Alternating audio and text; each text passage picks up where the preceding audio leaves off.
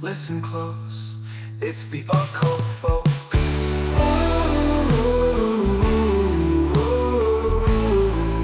It's the occult folks.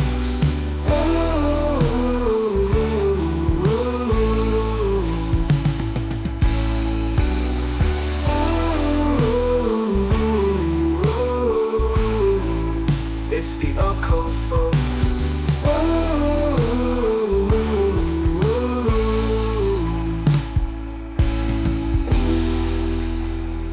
All right, well, welcome back to the show. Today we have Jon Davis, and he has one of the most incredible near-death experiences I think I've ever heard. I've listened to it a bunch of times. I'm extremely glad to share it. And with that, Jon, welcome to the show. Hey, Alex, thanks for having me. I hope that I can share my story in a way that makes a big impact for your listeners. It totally changed my life, and I hope that it can help others as I go along. So I'm always happy to share it. So thanks for having me on. Of course, yeah. I mean, I remember the first time I heard it, I was just kind of floored. I think I sent it to like five different people, and I was like, Yeah, this is one of the most beautiful things like you'll ever hear. So how old were you when I was everything happened? I was 21. Okay. Everything happened, and I was 21 years old, very Catholic. My dad was a staunch Catholic, and we went to Catholic church probably 3 times a week, and then also on Sundays. Huh. So I had absolutely no belief in anything like this. I had never heard of it before, but the church had never talked about anything like a near death experience. So I had no idea what it was. Yeah. It was just the most extraordinary event that's ever happened, and it totally changed my life. Yeah. So, what was kind of the event that actually Yeah, triggered your like yeah, your I'll tell you. if you don't mind sharing that? No, not at all. I'll tell you from the very beginning. My dad was in sales. That was his career. He did floor covering, Mm-hmm. and he won a sales contest. And part of what he won were these two mopeds, or what we would call scooters nowadays. And we used to ride these things all over the neighborhood, especially on the weekends. So one day I'm out riding and I had an accident and I crashed into a tree. And the way that I landed, I tore the tendons off my right hand and I Oh had to go man. in for surgery and have them reattached. Well, I was only 21. I had never had surgery before. I had never had any kind of anesthesia before. So I didn't know what to expect. So the day the surgery comes, my mom drives me down to the hospital or the clinic, whatever this was, and they prepped me for surgery. And when they went to give me the anesthesia to knock me out, I had some kind of a horrific reaction to the anesthesia, and it stopped my heart. And I was actually dead, clinically dead for 7 minutes. Holy And cow. my whole story happened in a 7 minute period of time. What was so weird though is to me, it felt like it was an hour or two, but it was only Yeah. 7 minutes.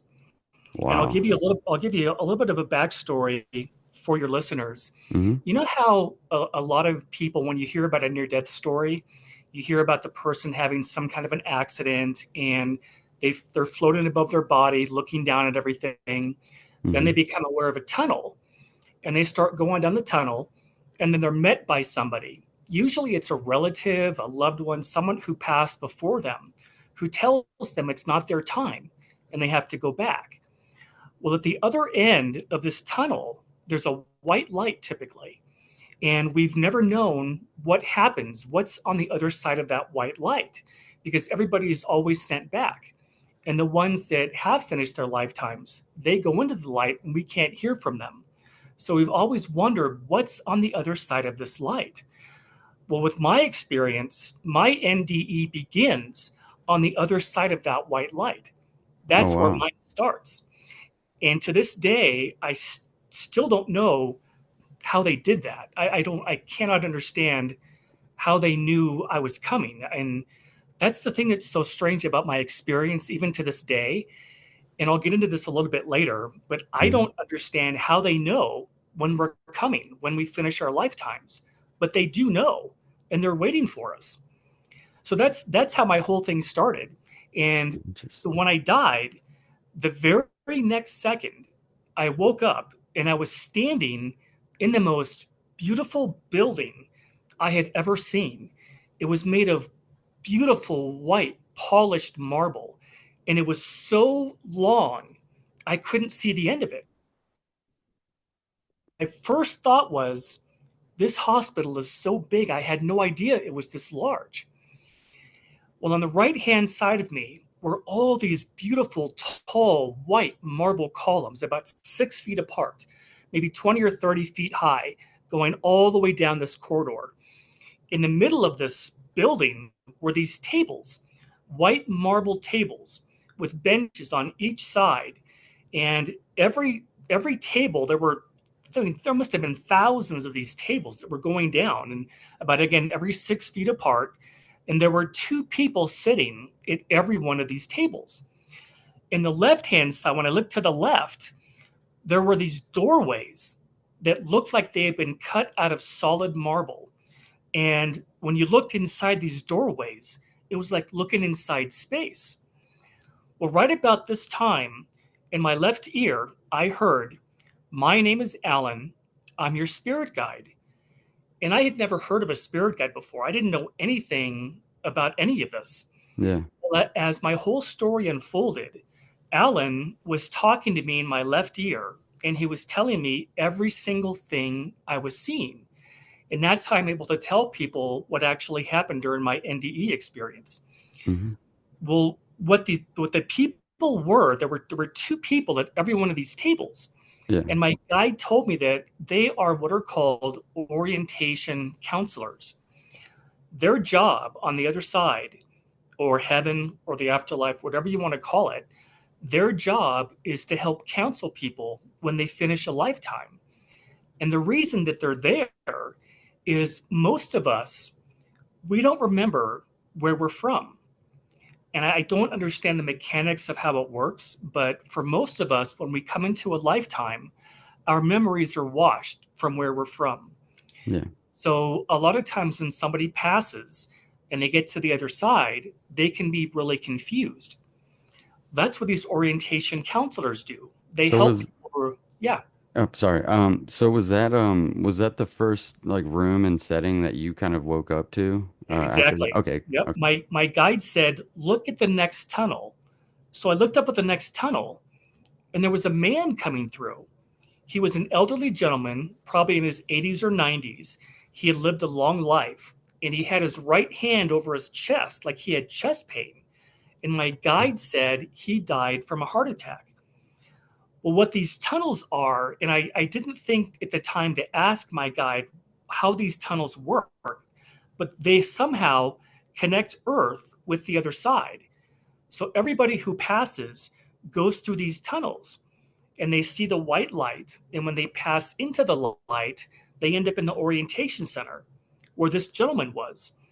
So he comes through, and this woman was in the next table over. She stood up, she walked up to him, and she took his hands in hers, and she walked them back to the table, and they sat down. They sat across from each other, and she held his hands the entire time. And she started talking to him, but I was too far away to hear what she was saying, so I couldn't hear her words. But my guide said what they basically do is help people remember that the other side is our home. That's where we came from. You just completed a lifetime, and this is how you passed. You passed from a heart attack. You came through the tunnel, and now you're back home again. And Hmm. all of us go through that type of a process when we get back to the other side. So she was talking to him, and my guide said, "Watch him." So I started watching him, and the weirdest thing happened. He started to change. He changed from a man who was elderly, who had lived a long life, into a young man in his early 30s. And I Oh, didn't think to ask my guide why, or is everybody in their 30s? I don't understand why that is, but we hmm. all seem to be. Yeah. And I don't know if it's because of Jesus dying when he was in his 30s. I don't know. But on the other side, we're all in our 30s. So he stands up, he finishes his orientation, he stands up, and he walks off to the right, and he walks down these 3 steps into what I call the gardens. I don't know if that's what the other side calls it, but that's that's what it looked like to me. And it looked like the most perfect kind of English garden you've ever seen. The most perfect color green grass and flowers and trees and gorgeous plants, just totally manicured. Huge garden. Well, what I found out what happens is when a person comes to the tunnel, they have their orientation. After the orientation, they have what's called the reunion. And what that means is that everybody that when you pass, when it's your time and you finish your lifetime, when you go back to the other side, everybody who knew you is there waiting for you, who passed before you. Your parents, if you had friends or family members, people who passed before you, plus everybody you knew on the other side, everybody is there waiting for you. There must have been, there were hundreds of people waiting for this man. And what was so strange, Alex, is I don't understand how they knew people were coming, because on these tables there were no computers, there were no tablets or pencils, or I don't know how Okay. they know, but somehow they know when a person is coming through the tunnel, when their life is finished. So you said your spirit guide spoke to you like through like your left ear. Was that like telepathic, or was he actually speaking? Like you could see his mouth? I never even looked over to my left to look at him. I just Oh heard him. wow. I Okay. heard him talking in my ear. Because And I it, think I've like heard in other like instances like kind of telepathically communicate. Not maybe not with an NDE, but maybe other kind of things. But yeah, so I was just kind yeah, of curious if like you saw it. So yeah, I've heard that before too. so do people have like 5 fingers and all of that? Like just kind of like the normal, I They mean, look on each they look hand? exactly like we do. Wow. Okay, cool. They look, yeah, and everybody has their own look. Everyone has their own personality. Everybody, some people are taller, some are shorter, but everybody, they look just like we do, That's exactly so like we do. interesting. So Yeah. interesting. So did you kind of go through that experience of the orientation and the garden like with your family, or was he just showing you that? He was just showing me. Oh, cool. I was there watching this man's experience. Wow. And I think the reason was that they wanted me to explain to people what happens when a person actually passes. And we're going to show you what it looks like by watching what happens to this gentleman. Oh, cool. So, what happened is all these people were there waiting for him, people that he had known, his parents, friends, family. And it was like this big party. Everybody was applauding and clapping and hugging this man. And I found out that the reason that we have these reunions is that when a soul comes into a life on earth, it's a really big deal because of all the planets we can go to. This is one of the hardest, if not the hardest one.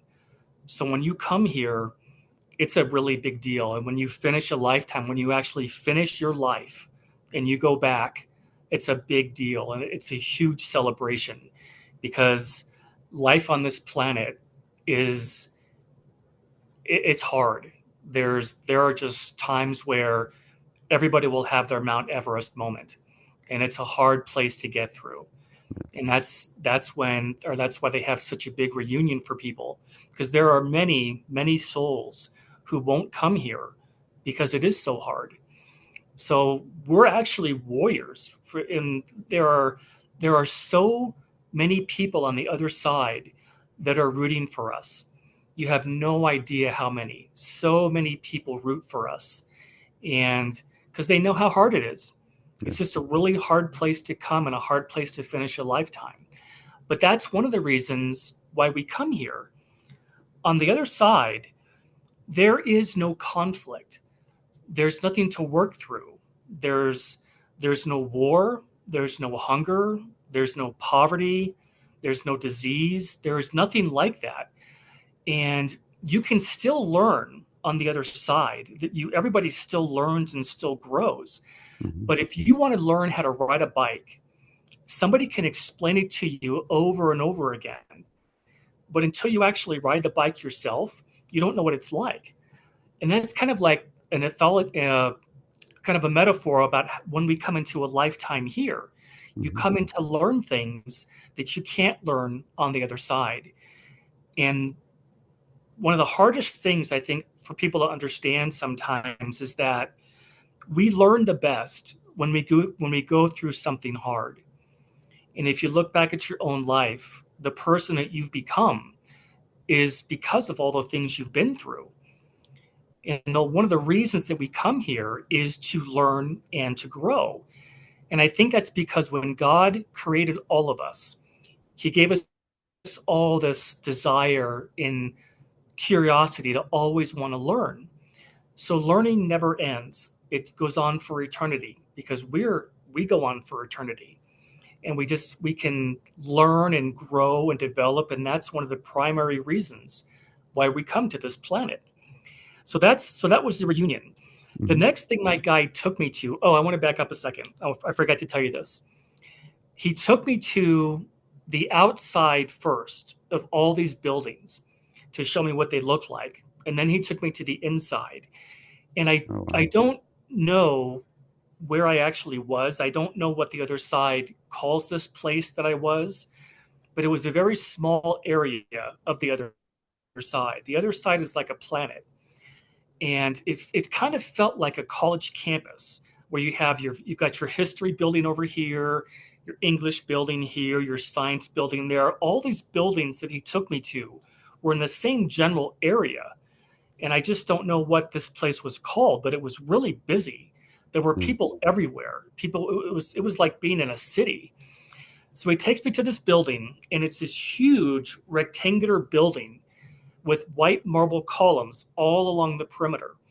So he takes me to the inside, and inside one of these rooms, it was like being inside of a movie theater, but it was round. It was a round theater, and they had movie screens up on the top, all in a big circle like this. So Wow. everywhere I looked up, I could see these different movie screens. And my guide told me that when you come back from a lifetime, everybody goes through a life review. And that for the life of me, I can't explain how this works. I don't understand it. But everything in all of our lifetimes gets recorded. So all of a sudden, as I'm standing there, every one of these screens starts playing. It's like watching a movie, but the movie was about my life. Every screen had a different episode of my life playing. One when I was a little toddler, one when I was an infant, one when I started kindergarten, all the way up to the age that I was, which was 21. And you can look at and you can watch all these different aspects of your life that are playing. And I think there's two reasons for that. The first one is you learn so much when you come into a lifetime, and you learn by seeing how you did, how you impacted other people. Did you make a difference with your life? And you get to see all of that over again. And the other thing is one of the greatest lessons that this life review teaches all of us is that if you hurt somebody, you feel what they felt. And you may not have meant to Mm. intentionally hurt somebody. Yeah. You will feel what that person felt. And if you did intentionally hurt somebody, you learn because you will feel exactly how you made that person feel. And that is one of the greatest learning experiences for any soul, is to Mm. experience how they impacted somebody else. And that's what we do in terms of a life review. We all go through it. We all get to see how we did because we all come in for a specific reason. None of our lives are accidents. There's a specific reason why we're here. Here's another the next part he took me to was really fascinating for me. Again, he took me to another building, a long building again with white marble columns. A lot of the buildings he took me to had that same motif, the same motif of marble, like Greek or Roman architecture. And I think just because it's so beautiful, Oh, that's part of what the other side looks like too. yeah. he takes me in this room, and it was a long theater. It looked like a movie theater, like we would go to see nowadays. Mm-hmm. And there was a big screen up front. And he said to me, my guide said, I'm going to show you some past lifetimes. So the screen turns on, and it's playing a movie, a snapshot of me. And I was an elderly gentleman. I had a shaved head, and I was wearing a red gown, and I was in a monastery. And my job in that lifetime was to teach little kids how to become monks. And that lifetime occurred somewhere in Southeast Asia. And I didn't look at all like myself, because none of our lifetimes, you don't look like you look now. You're totally different because the DNA is all different. But I knew it was me. So then that turned off. Another movie popped up, or another screen popped up, and it was me again. This time I was a shoe peddler. I had a wheelbarrow, and I had a whole bunch of shoes in this wheelbarrow.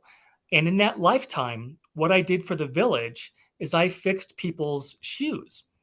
And I would take them after I fixed them up, I would take them back and drop them off at their house in the village.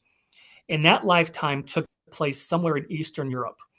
And the next life he showed me, I was a fisherman, and I was standing in a wooden boat, and I had these nets, and I was throwing these nets in the water. Mm-hmm. And part of my job in that lifetime was to catch fish for that village in that lifetime.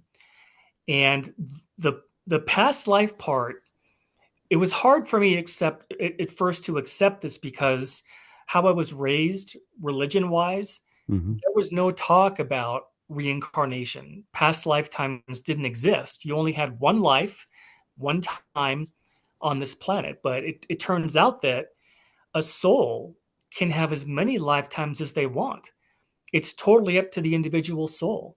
You can come to this planet as many times as you want to, or you can come here none. It's totally up to the individual.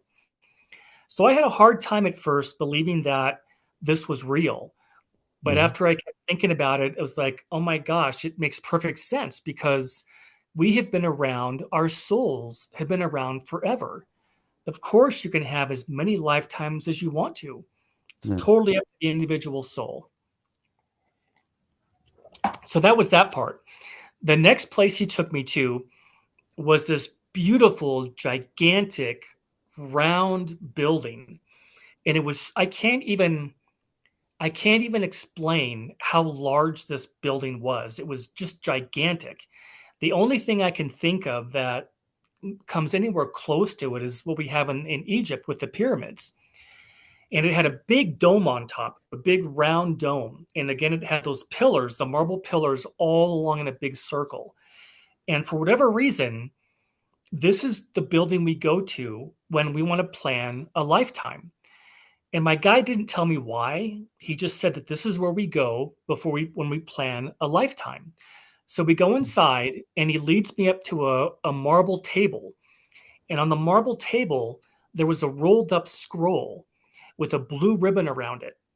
And it looked like Egyptian papyrus paper, kind of brown, that kind of brown, old looking Mm-hmm. kind of color. And I went and picked it up, and I took off the ribbon, and I unfolded this scroll on the table. And I could immediately see that it was written in black ink, and it looked like calligraphy writing. Remember when you were a kid, you took those pens and you dipped them in an inkwell and you kind of wrote like that? It Mm-hmm. looked like that. Oh, It wow. looked like a calligraphy. And my guide explained to me that we all actually plan our lifetimes. We plan where we're going to live, what country are we going to come into, what language are we going to learn, who our parents are going to be, what kind of jobs we're going to have. Are we going to have kids, careers? All these things go into a life plan. And I looked over to my right, and on the right side, there was this huge wall, and it was full of scrolls. Everybody who had a lifetime during my event, all their scrolls were on this wall. So before I got there, somebody had taken my scroll off and put it on this table so I could see it. So I went to try to read it, and all of a sudden it folded it up like this, and I wasn't able to see what I had written. And I think the reason was because Mm. if I had known ahead of time what I was supposed to experience, maybe I would have done something that would have precluded me from learning a particular lesson. So I wasn't able to read what I wrote. All I was told was that we actually do plan our lives. It's not an accident. We plan all the major events of our lifetime. And when you finish your life and you come back to the other side, you get your scroll and you look and see if you learned everything you wanted to learn. Well, just about that time, my guide took me to another room inside this building. And have you ever seen an Encyclopedia Britannica? They're thick books and they're encyclopedias and they're kind of purplish. Okay. That's I was in this room. It looked like a huge library, and there were these encyclopedias all up and down the wall, and they were all purple, and they all had gold writing on the outside binding, and the writing went down. It didn't go across, it went Mm. down. And he took me to a book, and I looked at it, and it said Nina. Nina. Nina was written on this booklet. This would look like an encyclopedia. And my guide said every one of us at creation was also created with a soulmate. We all have perfect mates that were given to us, created with God or by God. For all of us, we all have soulmates. And what he was showing me was my soulmate's book. All of her lifetimes were in this book, everything that she has experienced, everything that she had learned. And Yeah. every one of us have a soulmate. What I didn't know to ask, though, and I wish I had, was asked, does your soulmate come into a lifetime with you? And I didn't think to ask that. I wish I did. Yeah. So I don't know if a soulmate always comes in with us. My first inkling about that is that they don't always come into a lifetime, because one of the things that we learn from the most is having relationships. Mhm. And if you had your perfect mate, you probably wouldn't have anything to learn by Yeah. having your perfect mate. So I don't know if they come into life. I'm sure that they can. I don't think there's any reason why they can't. I just don't know how often that they actually do. But I do know that on the other side, you have that perfect mate with you for eternity. So if someone feels like, gosh, I've never found my perfect mate in my life, all I've ever had is failed relationships, I must be a failure. Of course they aren't. That just means that your perfect soulmate didn't come into a lifetime with you. And there are Yeah. many reasons for that. And if you never find that person here on earth, you'll have that person when you get back to the other side. And that was something that I think is really hopeful for a lot of people. So, and here is my absolute favorite part. Have you ever, when you were a kid, did you ever go to a planetarium? Hmm. Yeah, I think like a lot of kids will take field Yeah. trips to those. My guide took me to a planetarium on the other side. It looked like he took me to the outside, this huge building, and it looked like a stadium. It was so large, it looked like a football stadium. So it takes me to the inside, and, and inside there are thousands and thousands of seats, and all the lights were on. And it was super bright, and it was a round ceiling, just like what a planetarium looks like. Mm.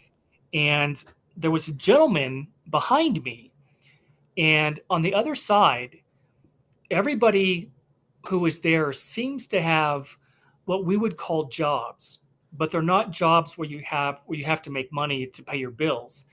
People have jobs over there because they just love to do certain things. And there was a gentleman behind me who ran the planetarium. That was his job. Mm. And he knew everything about astronomy. He knew about stars and planets and galaxies. And he said to me, let's begin. And all of a sudden, all the lights went off. And I sat down and I looked up at the ceiling. And he said to me, when you look at the stars, this is what you see. And what he was talking about was everybody on Earth at that level of development and technology, this is what they see when they look at the stars. And all of a sudden, our solar system started showing up. Our sun, then Earth, and Mercury, and Venus, and Jupiter, all of our planets, our solar system. And then it went off. And then he said, when we look at the stars, this is what we see. And what he was talking about was everybody on the other side, this is what they look at when they look at the stars. And they started showing me planet after planet. First, there were dozens, then thousands, and then millions of planets started showing up on the ceiling. And he said to me, there is far more life in the universe than you can possibly know. And I think that there were two reasons why my guide took me here. The first one was to tell me that Earth is not the only inhabited planet. And the second reason, I think, was to show me that there are many, many other planets that we can have lifetimes on. Earth is not the only one. Yeah. And something that I like to tell people, I don't know if a lot of your audience knows much about astronomy, but it's something that I've been interested in my entire life. Mhm. When I was a kid, I used to watch Star Trek. I would watch the original show's reruns when I would come home from school, and I've always loved astronomy. And one of the things I like to tell people to give people kind of a better idea of what my guide actually showed me in the planetarium to make it make sense Mhm. was that if you look at our Milky Way galaxy, just the Milky Way, astronomers estimate that there are 100 billion planets in the Milky Way galaxy, and they estimate that there are 400 billion stars. And every one of those stars has planets orbiting it, just like our star has our 8 planets orbiting it. And they also said that the galaxy, just our galaxy, the Milky Way, is so large that if we had a ship that could travel at the fastest speed that humanity knows, which is the speed of light, 186,000 miles per second, it would take that ship 100,000 years to get from one end of our galaxy to the other. And that's just the Milky Way. And they estimate that there are 2 trillion galaxies in the known universe. So if you can think about how many planets that must be, it means there's an endless number of planets that we can have lifetimes on. And that just absolutely, it just blows my mind to Yeah. think about how many planets there really are out there. Yeah, it seems like the Yeah, Earth is possibilities are endless. exactly. Yeah. And think of all the things that you could learn and grow from and develop. It just blows my mind. So that was the planetarium. The next building he took me to was another one of my favorites. And it was again, it took me to the outside. And the outside of it looked like our Supreme Court building. It was really a long building. And there were columns only up in the front, not on the sides, just in the front. And there were all these stairs leading up to the door. So he takes me to the inside, and when I get on the inside, I could see that this is a library, huge, gigantic library, and there were wooden bookshelves all going down this library, and there were people everywhere. There were people sitting at tables reading, other people were visiting, other people were looking for books, and my guide said everything you'd ever want to learn is in this library. So the other side is full of ways to learn and to grow. And they told me something that I never forgot. They said that everything that you like to do here on Earth, you can also do on the other side. You can go hiking, you can go swimming, you can take classes, you can go to lectures, you can go to music festivals, anything that you like to do, you can do on the other side. So he takes me to this area on the left-hand side of the building, and there were all these little rooms, and they looked like what we would call like study rooms in a library. They were about the size of somebody's, like an average living room. So he takes me up to this one room, and there's a woman in there, and she's sitting. She has long black long jet black hair down to her waist, and she was wearing like a purplish kind of a tunic. She was watching what looked like a flat screen television. Well, back then, my experience happened in 1987, Mm-hmm. and we didn't have flat screen TVs back then. We had these huge, thick, gigantic televisions. So I didn't even know what I was looking at. But when I look at Yeah. it now, it's like a flat screen TV mounted on the wall. And she was watching a battle. So my guide told me to get closer. And so I got closer and I could see what she was watching. And she was watching a battle of Native Americans and the United States cavalry. Well, my first thought was that she must be watching a movie. But my guide said, no, she's not. She's actually watching a period of history that happened on Earth 200 years ago.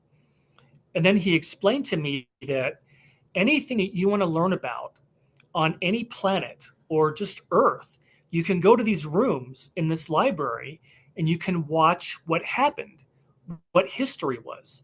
So this girl was watching a battle that took place between Native Americans and the United States cavalry as it really happened. You can actually watch living history. And that excited me because I love history. I Yeah, think a lot same. of people, yeah, I think a lot of people enjoy learning about the past. So on the other side, you don't just have to resort to reading books. You can go to these libraries and you can actually watch what actually happened. So I thought that was just fascinating. I absolutely love that Yeah. part. Holy cow. I'd likely spend most of my time in that section and area Oh, just watching like all this historical yeah, me too. One of the things I want to do when I get back is I want to see what it was like on D-Day when all the Allies invaded Normandy, France. I just want to go and see what that must have been like for those men. yeah. Just an extraordinary experience.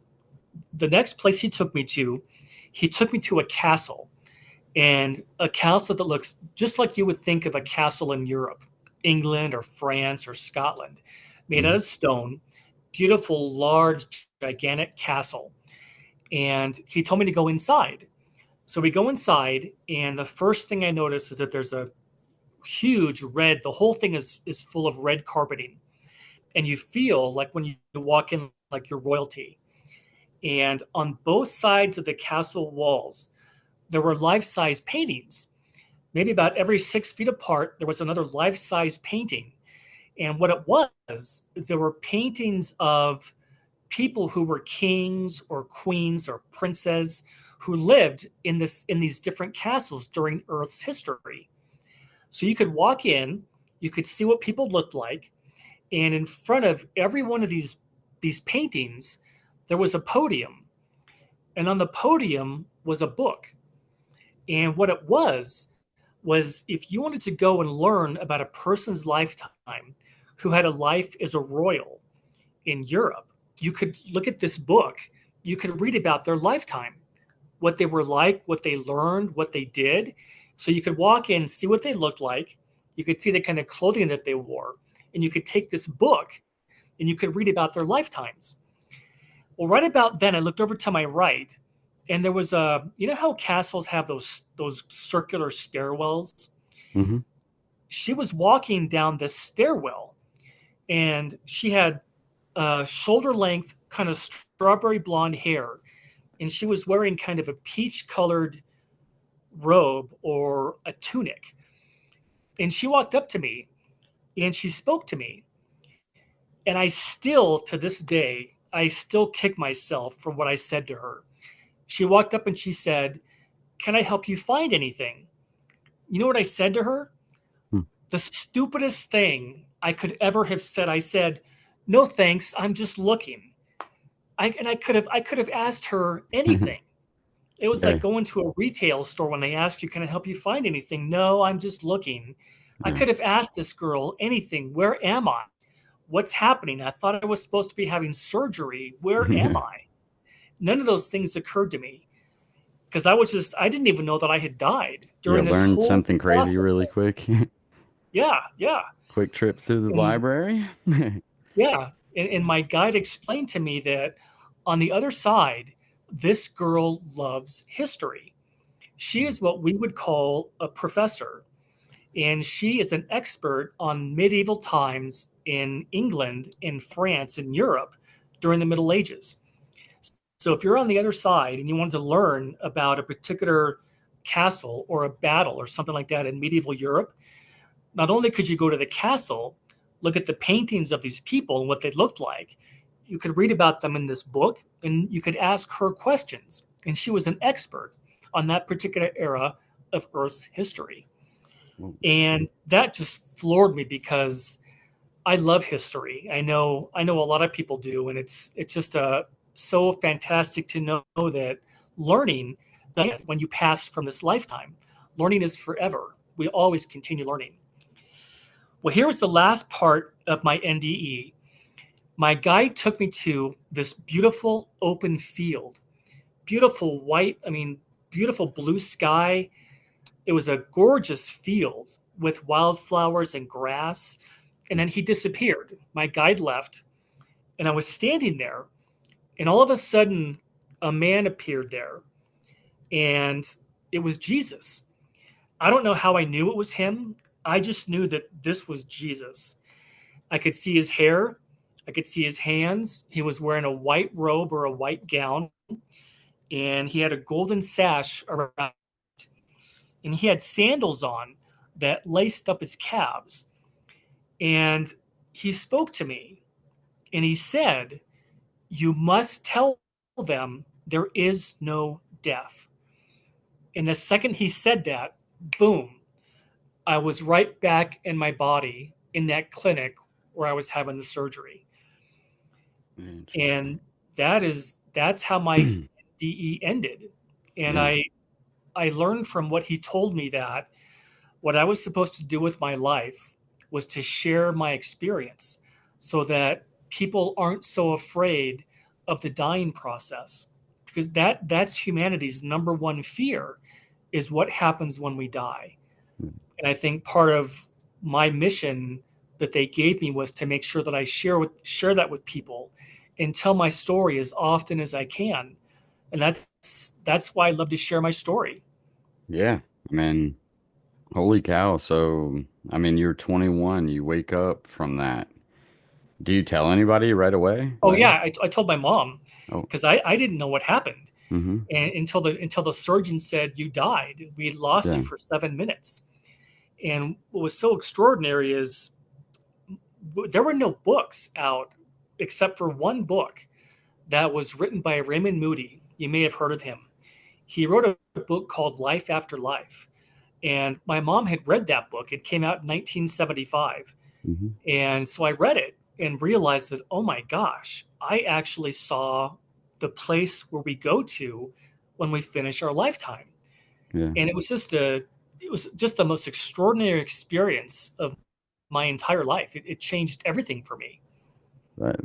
Yeah. I mean, I can't even imagine. So, like, when you started telling people, did they like receive it well, or did they like kind of Yeah, brush it off, actually, or people actually were amazed that I could remember it. And then yeah, what's so ironic is people have asked me a lot of times, "Did you get any kind of gifts? Did you have gifts when you came back?" And I said, "No, I didn't have anything. But the only thing I think I did get was memory.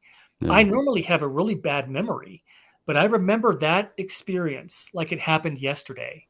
I remember every single thing I saw, every detail, everything somebody told me. And I think that has to be from God so that I could tell people exactly what I experienced. But for the most part, people have always been really positive.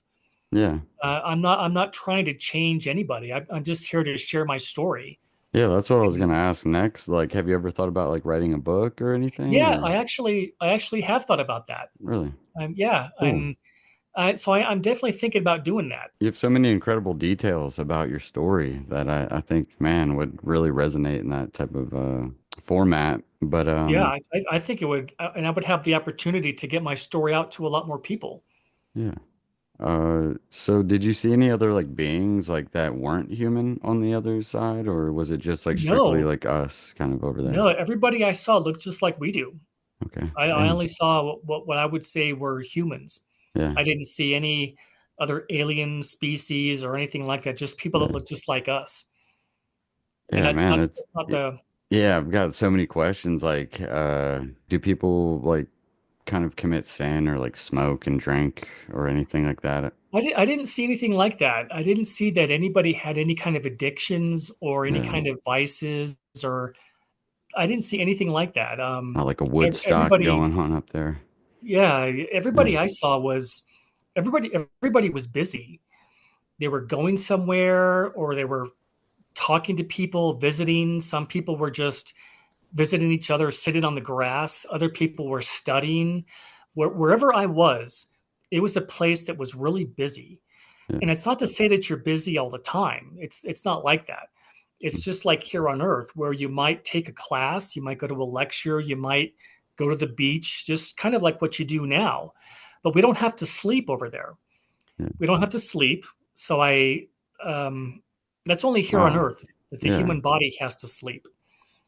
Yeah, that man, that's so interesting. Yeah, because Yeah. it totally makes sense because we get tired and we're just like kind of like these dense like blobs in a way. But Yeah, um, exactly. as time passes and you get older, are there any like kind of lessons or things that you kind of learn from it, looking back? Oh yeah, there have been tons of things. I think that one of the biggest things that I've learned is that success is not what we think it is. You know how we're raised to believe that success is based on how much money you make, or how big your house is, or what kind of car you drive, or how big your bank account is. And success has nothing to do with that. Success to the other side is who you become and who did you help along the way. It has nothing to do with material things whatsoever. Nobody on the other side, when somebody gets back, nobody says to them, "Oh, tell us how much money did you make? How successful were you?" That Yeah, has that has no bearing on the other side. What they will ask you though is if you came into a life with the ability to make a lot of money, they want to know, did you help other people with that? Did you alleviate suffering? Did you help end something that was affecting humanity? Did you make a difference with your life? yeah, And the people that didn't do that, they feel like they're this small because when you get back to the other side, you realize that that's all God cares about is who you became and did you help others along the way. yeah. And there's a beautiful quote that I love from the Dalai Lama, and he said, "Our prime purpose in this life is to help others. And if you can't help them, at least don't hurt them." Yeah. And I think that is something that if we all tried to live by, Earth really would be a paradise. So you said when you were explaining, you were in one of the rooms. Uh, were you kind of looking at like the tunnel, like from like the outside in? Yeah, If I'm explaining that right? yeah. And I was Wow. when I looked, it was like looking at your front door without the door attached. Mm-hmm. It was just cut. It looked like it had been a perfect 90-degree cut out of marble, and it was black, just pure blackness. And I don't know if it was like a wormhole or I don't know what they call that, Yeah. but it was just this tunnel, and it was almost like looking in space, but it was pure black. And everybody who when everybody finishes a lifetime, that's how they get back. They come through these tunnels. Mhm. Understand is how do they know who's coming through? But they know, and they know Yeah. when they're coming through. They're actually expecting them. So that has to be a God thing. It's something about the other side that they know when someone's going to finish their lives. And the other thing too that I learned is that nobody ever crosses alone. Nobody ever Oh, dies alone. The other side always sends somebody to get us, wow. passed before us. So if you ever had someone in your life that you thought died alone, they didn't. They always send someone to get them. Well, it's incredible. I mean, Yeah. some of the architecture that you saw, like up there, was there any like specific that you like kind of recognized from here on Earth, or was it just kind of, Yeah. Yeah, there was I've happened to find this building by accident. I was on Google one day just googling stuff, and I came across this building in Turkey, the country of Turkey, hmm and it's there's a temple there. It's called the Temple of Artemis. I think it's Artemis, Artemis, and it looks almost exactly like the first building that I saw in the orientation center. This huge, long, beautiful building with white marble columns, very Greek looking. And so, if any of your listeners want to go look at it, it's called the Temple of Artemis, and it's beautiful white marble, and it looks so much like what I saw. I know this might be a weird thought to you, but I think some of like the architecture here on Earth could be like inspired from like that realm or Oh, that I'm sure that it area. is. Yeah. Yeah, I think it is. Because so much of what I learned is that everything that we develop comes from the other side. That's where everything Uh, comes from. okay. Yeah. And That makes sense. I think that's where the ancient Greeks and the Romans got the idea to build those temples the way they did. hmm Somehow they remember that from the other side. Well, I'm not sure if it was somebody on my podcast that was just telling me this, but he said Nikola Tesla was like doing like this type of meditation where he was kind of going to like a different space or realm to kind of work on his inventions, and then he Oh, would kind really? of snap back here on Earth and then do it like perfectly. It seems to me like there's some kind of connection between these type of realms in this physical um, existence. Oh, I'm sure there is. I absolutely believe that. Definitely. Ha- have you ever looked up like astral projection or anything like that? Yeah, That type I've of heard of that. meditation? Yeah. Yeah, yeah. What do you think I've about it? never been able to do it, Yeah. but I've heard of many people who can do that. Interesting. Yeah, I was curious. So, your spirit guide, do you kind of feel like it's anybody close to you? No, Of, I have never had any other kind of communication with him since my NDE. I know he's still there, mhm. but I'm not able to hear him like I did when I was there. I can't hear him. I can't see him. So do you And think it could be like possibly like somebody here on Earth also with you or I got the distinct impression that he was there on the other side. He didn't come in with me. He hmm was on the other side to help me with my lifetime. But I got the distinct impression that I was in this place here on earth and he was over there helping me in my life. And that's the impression that I got, that all of our guides, that's their job. When we come into a lifetime, they stay on the other side to help us get through our lives the best way that we can. Gotcha. So are they Yeah. like do you think that they could be like past family or friend? Oh, I'm sure they probably are. Yeah, Gotcha. I know that they know us better probably than we even know ourselves. That's why they're able to be our guides, because we plan our lifetimes with them. Whoever our guides are at that time, they're kind of experts on the kind of things you want to experience based on what you want to learn. hmm Because everybody has a different reason for coming here. Everyone's going to have different experiences because they all have a different reason for being here. Yeah. Some people will lose parents, kids. Some parents will lose their kids when they're in their 20s. Will experience the loss of a job in their 20s. Some people will. There's just all these different things that people experience, Yeah. and it's all for the purpose of what does that soul want to accomplish. So do you know that when you're coming in, like when you're kind of writing out like what you want to accomplish, do you know like that kind of wrench is going to be thrown in your life? You know Like that, that like before somebody you come passes away. in. Okay.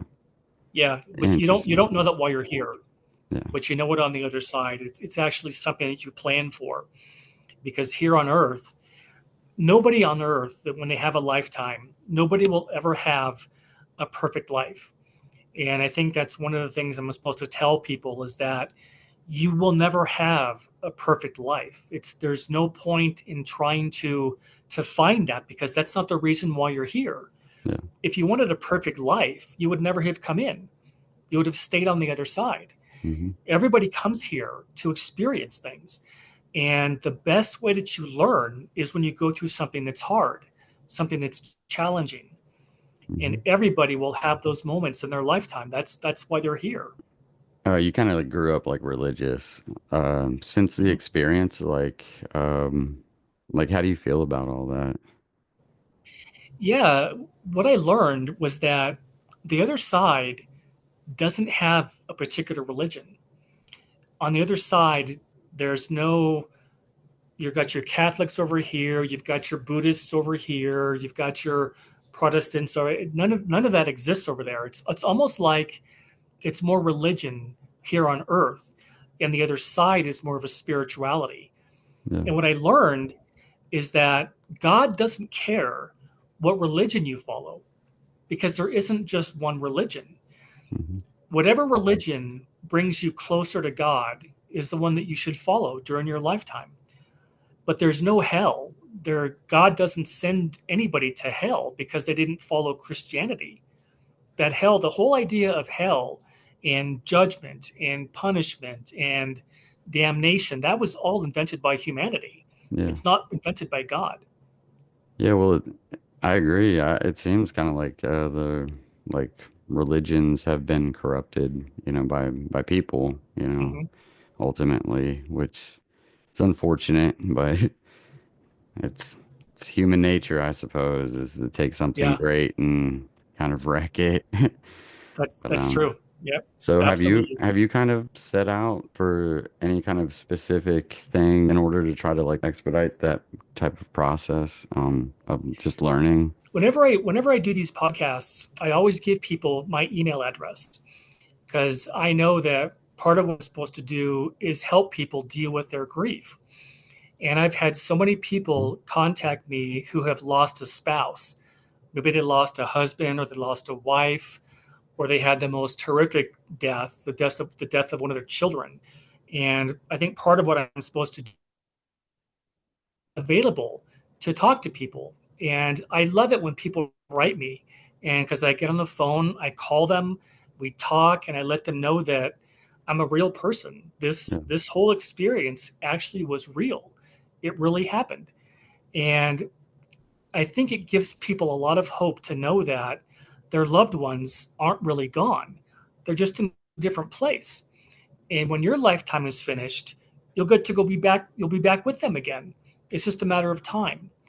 And I think that's one of the things that I'm called to do, is to give people that hope, so that they know that all they have to do is get through their life, finish their lifetime, and when their time comes, they go back to the other side and they're reunited with all their loved ones again.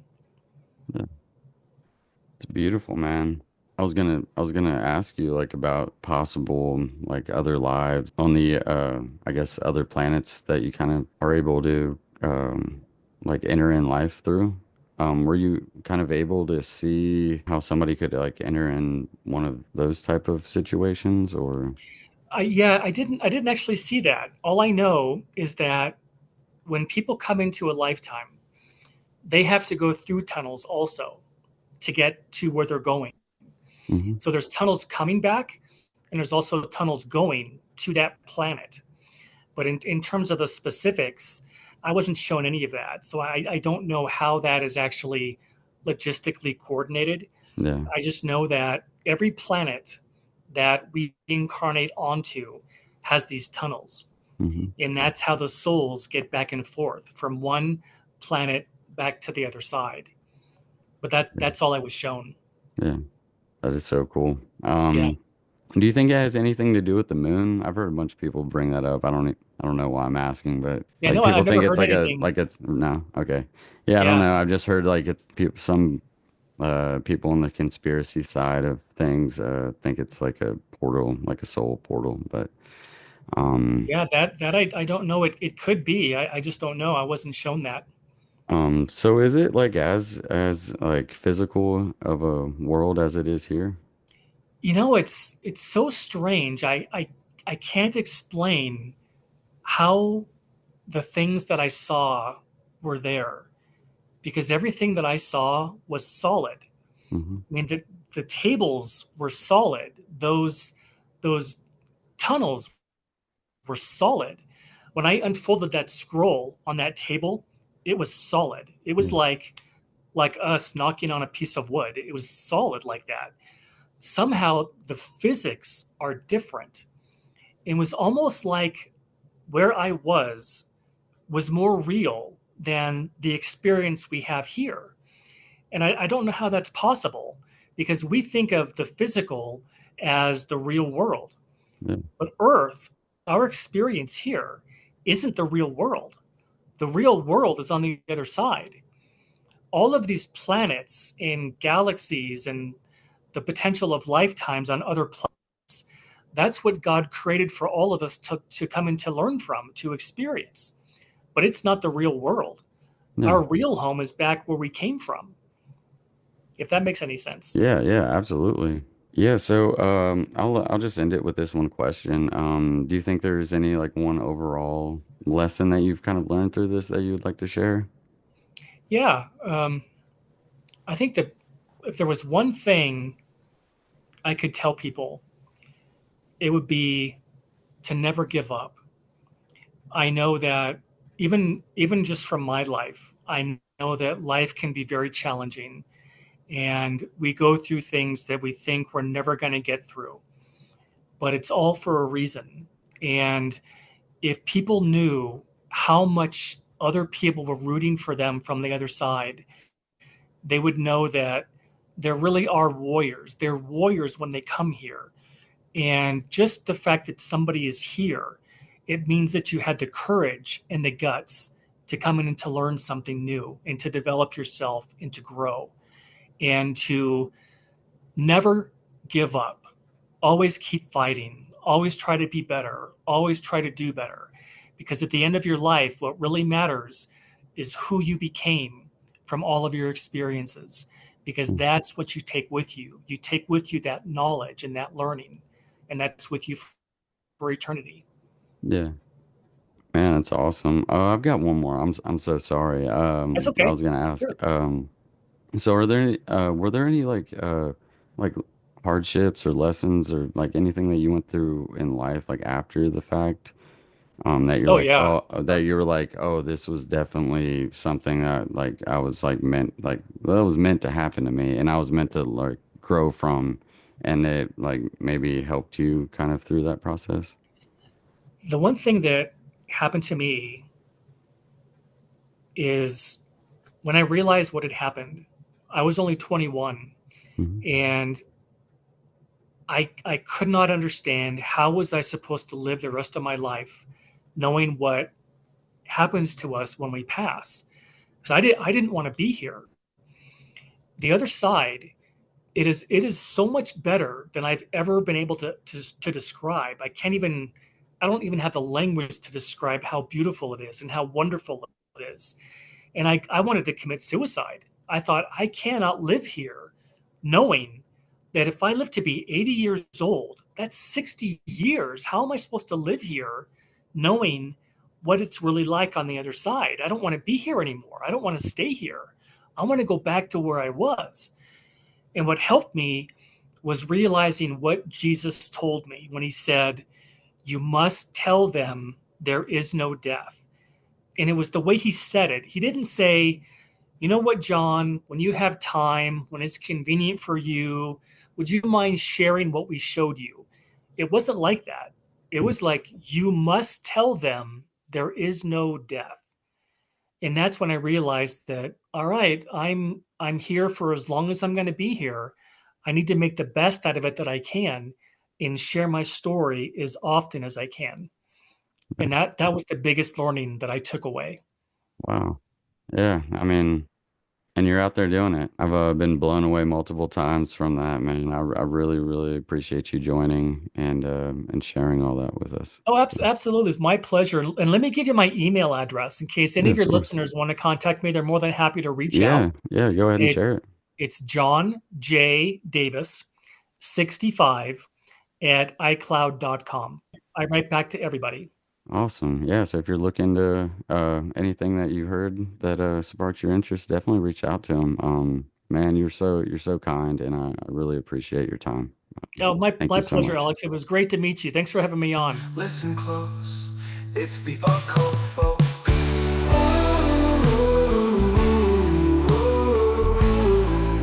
It's the occult folks.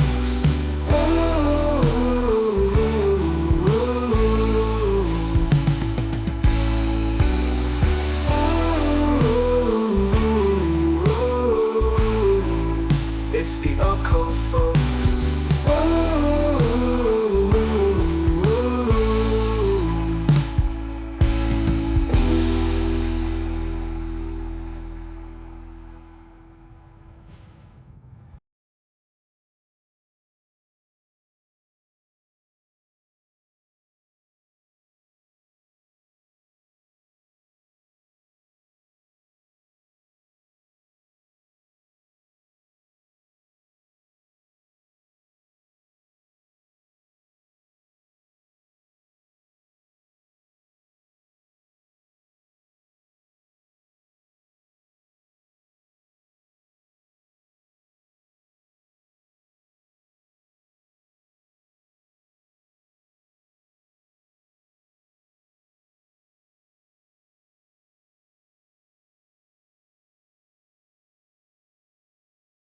Listen close, it's the occult folk.